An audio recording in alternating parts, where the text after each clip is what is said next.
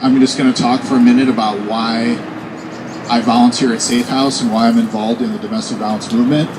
And the trembling that you hear in my voice is not nervousness or not uncertainty about what I'm saying. It's just deep emotion. This is a cause and a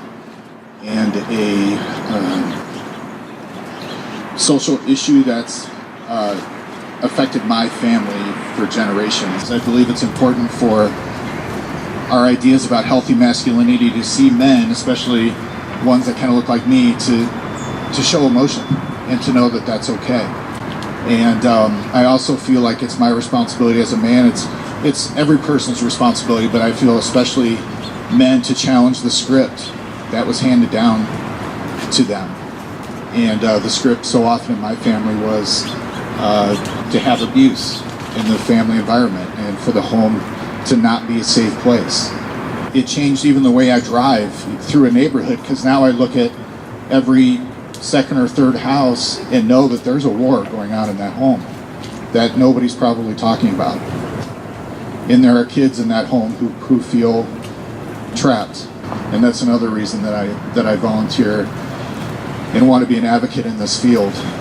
The selfish reason is that every time that I come across an opportunity to do something, I think, oh, I might be able to do some good there, and then before too long I realize that the person being changed is me. And that's a good thing, because I have a lot of changing to do to be a better person today. One of the most paradigm-shifting books for me was the autobiography of Assata Shakur. And in there she wrote about how people just get used to whatever their life is like. They get used to oppression, they get used to violence, they get used to abuse, and before too long that's just normal for them. People who don't even know that what they're experiencing is wrong. And more than just illegal, it's wrong.